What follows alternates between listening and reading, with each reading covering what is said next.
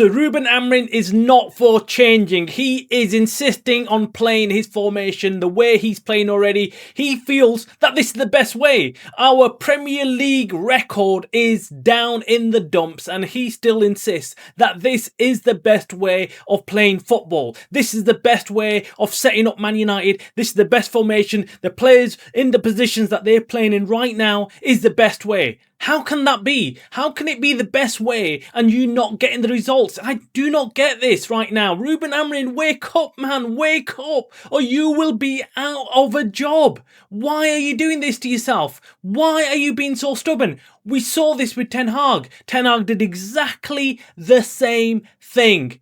I don't want to change. I'm not going to change. Why not? Why not? The best managers in the world are flexible. They're the ones who look at the pitch, the game in real time and start changing their tactics, start changing their formation, change their players and try and work another way to get a goal.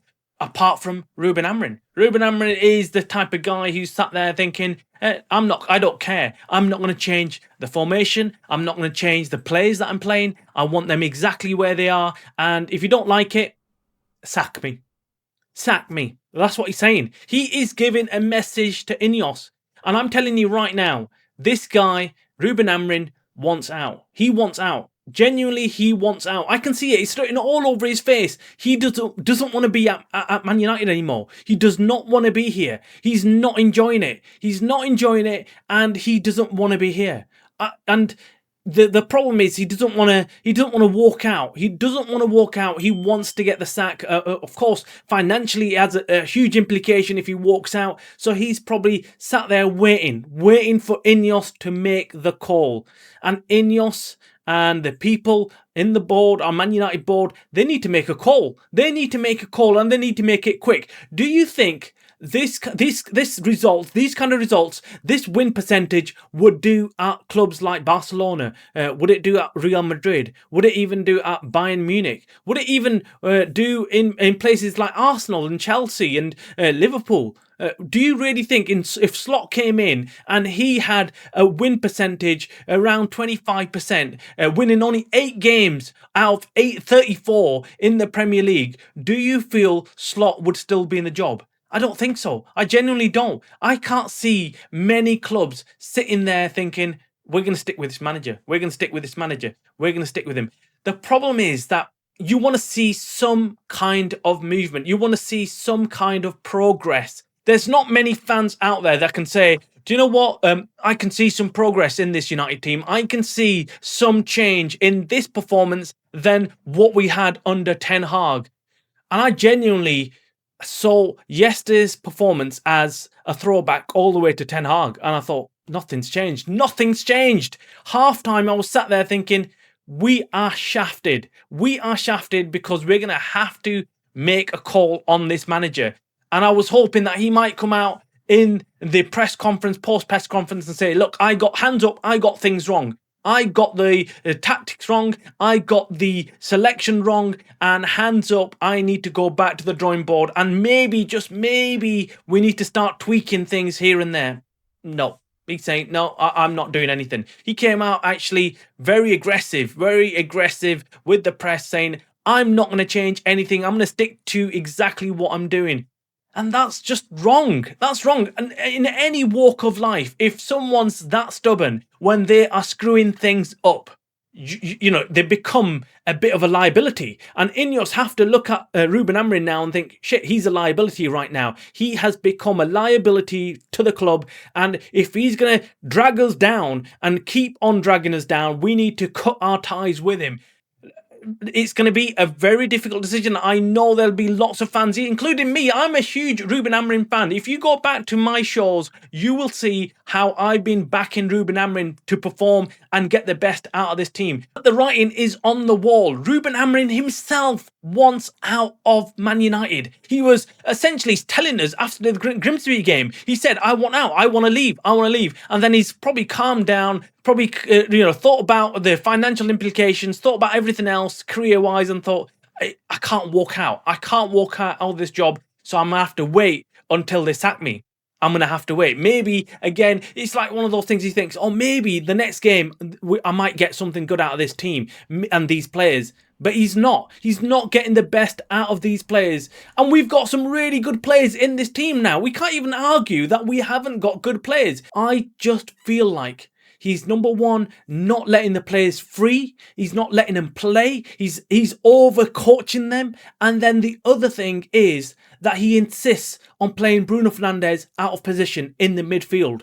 Weakness, weakness, weakness. I heard Roy Keane say exactly what I was saying yesterday, and I was surprised. I was like, exactly. That's exactly what I've been saying for a long time, which is you've got to control the midfield. If you're not in control of the midfield, you're going to lose in the Premier League. Maybe out in the Portuguese league or anywhere else, you can maybe have two in the midfield or one in the midfield playing as a centre defensive midfield player and get away with it. But against top opposition, and week in, week out in the Premier League, you're going to face top opposition. Even the lesser teams, even the Fulhams that we look at and think, they're not good, even they are top teams in comparison to other European leagues out there. And we're going to get screwed. We're going to get overrun in the midfield, and we do. We look weak. We don't look like a team that's in control, and we're going to carry on losing games if Ruben Amorim sticks to this formation and his tactics.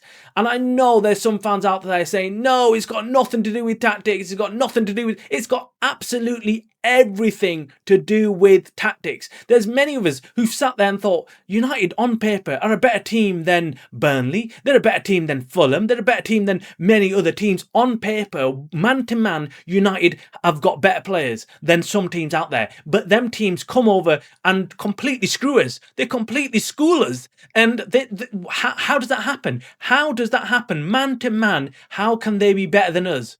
It's all down to the way United are set up and the way they are instructed to play. And it all goes back to the manager. It all goes back to how the manager is setting up his team. We can't say he hasn't got their players. Yes, he hasn't got the midfielder that he was after. But I'm telling you right now, even if Baleba was bought and put into this team, we would still struggle to control the midfield. That's the problem. Next to Bruno Fernandes, whichever midfielder plays, he's left on his own in that midfield to shepherd everything, to literally close off the opposition's midfield. He's up against maybe two, maybe three players in that midfield. Bruno Fernandes nowhere to be seen. It is ridiculous. Look, yesterday's performance was just the final nail in the coffin for me. 3-0 to losing in a derby is unacceptable. Not on. We have to be turning up and giving them a game. Look, if it was a close game, if it was like a 1-1 or 1-0 or something, I'd probably walk away and say, look, okay, we got hard done by. Maybe we were unlucky. But 3-0, Man City didn't even reach a third gear. They were just chilling. They weren't even having a good game. I don't think any of them had brilliant games. I didn't think there was exceptional players in their team that were just running rings round us. They were just played like a team, and they just won us because we were easy to win against. We are an easy team to play against. We've got to accept that. I know it's hard as Man United fans. I'm feeling it as well. I don't want to go through this again. I want to bloody keep Ruben Amorim. I want success. I don't want to be crying about losing and this. I want to be talking about winning and how good United were. But the problem is, we can't do that, and we have to be honest with ourselves. We have to sit there and call it out like it is, because we're just gonna lie to ourselves. We're just lying to ourselves by saying that this United team has got an identity and we are going forward some ways. In some ways we are progressing, but we're not. We're not going anywhere forward. We're actually going backwards. And Ruben Amorim is insistent on playing the way he wants to play, and it's not going to work. So there's only two options. Number one, Ruben Amorim goes back to the drawing board, changes things around, and accepts that, look, in the Premier League, you've got to play differently. Why can't you do that? Number two, if he doesn't do that and he wants to stick to the way he wants to play, we're going to carry on losing games. next week, Chelsea, we're going to get battered. We're going to get battered. Unless a miracle happens, we'll get battered because, again, we're going to get overdone in that midfield. We've got Casido to deal with. We've got Fernandes to deal with. We're going to get absolutely shafted in the midfield. And then you've got Cole Palmer, and he's going to just simply have a field day. I mean, if anyone disagrees and has got some different aspect of what's going on at United and it's completely nothing to do with Ruben Amorim, drop your comments below. I really want to hear from people who are in disagreement of this whole take on Man United, who feel that maybe I'm looking at it the wrong way and United are actually improving under Ruben Amorim. United are actually a better team under Ruben Amorim, and these tactics are on point. Maybe I'm looking at it from the wrong perspective, maybe, but I'd love to someone to explain to me what's going on at United, because from where I'm looking at it from, I'm saying United are not improving, and they're not going to improve if we carry on playing the same tactics, the same formation under Ruben Amorim. And clearly Ruben Amorim doesn't want to change. He said it himself. He said, look, I don't care what you think, I'm going to stick to this. And he was also questioned about playing Bruno Fernandes, and he was like, look, you guys always go after Bruno Fernandes. I know what he's like, and he's really good. And talking about Kobbie Mainoo playing in that position, the centre mid position, well, Kobbie has to fight it out, and he's not used to fighting it out with Bruno Fernandes. No, he's not used to fighting it out with a player who's guaranteed to play every week. I mean, what is the point of fighting against someone who you know is going to get picked whether you like it or not? Whether you have an outstanding week in training, you're still not going to go and get that place, because who's going to kick the captain off the pitch? Who's going to tell the captain you're not playing in today's game? That is the problem. So I can now understand exactly where Kobbie Mainoo is coming from. This is why he wanted to jump ship. This is why he wanted to go out on loan. He knew, I will not get any game time whilst Bruno Fernandes is at this club. So I'll come back next year, hopefully when Bruno Fernandes has left. But right now, Kobbie saying, look, I want out. I'm not going to get any game time. That's why he was so desperate in getting out. And we were all thinking, well, what's he talking about? He has to work hard, and he'll get in, he'll work hard, and Ruben Amorim will play him. But Ruben Amorim, even though he had the perfect opportunity to test Kobbie Mainoo out in the midfield and push Bruno Fernandes up yesterday in the pitch, he didn't do that. He had the perfect opportunity to say, I'm going to change the formation around because, look, I've got a few injuries and I've changed the formation around. Nobody would have questioned him. Nobody would have said,